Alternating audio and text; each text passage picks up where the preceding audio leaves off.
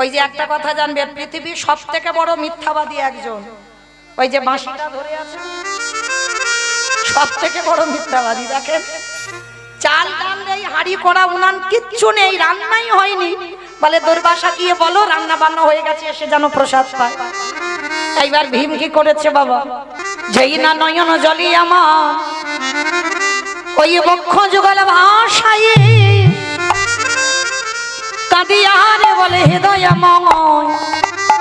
একবার বলে দাও, কি বলবে? তুমি গিয়ে বলো যেন সেবা করে যায়।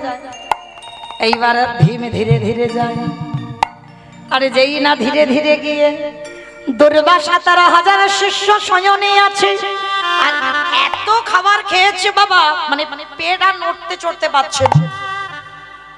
এইবার ভীম গিয়ে করজোর করে বলছে, হে মুনিবর, কৃপা করে আমার বাড়িতে প্রসাদ পাবেন বলেছিলেন, কৃপা করে যদি প্রসাদটা পেয়ে নেন।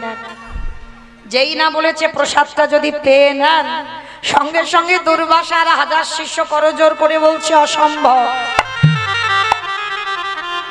আমি বলেছিলাম ঠিক কথা, কিন্তু আজকের আর প্রসাদ পেতে পাবো না। কেন পারবে না?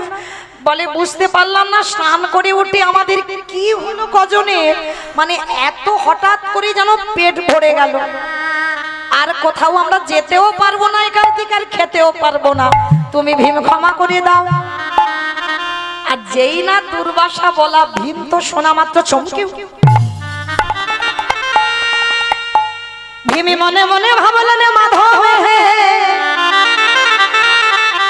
আজ আমার চৈতন্য হয়ে গেল, এই জগতে ভক্ত কোন ঘোর বিপদে পড়ে, যদি সব কিছু বাদ দিয়ে যদি গোবিন্দ চরণ আশ্রয় করে বসে থাকে, ভগবান বলছে সকল বিপদে যদিও পড়ে যায়, সকল বিপদ থেকে আমি তাকে মুক্ত করে দেব। এইবার ভীম গিয়ে ভগবানের কাছে মাথাটা নিচু করে দাঁড়িয়েছে। ভগবান মুচকি মুচকি হেসে বলছে, কি ব্যাপার ভীম, এলো না? বলে প্রভু কি গন্ডগোল হলো বুঝতে পারিনি, যেই না বললাম প্রসাদী রেডি আপনারা চলে আসেন, বলল তাদের নাকি খিদেই নেই।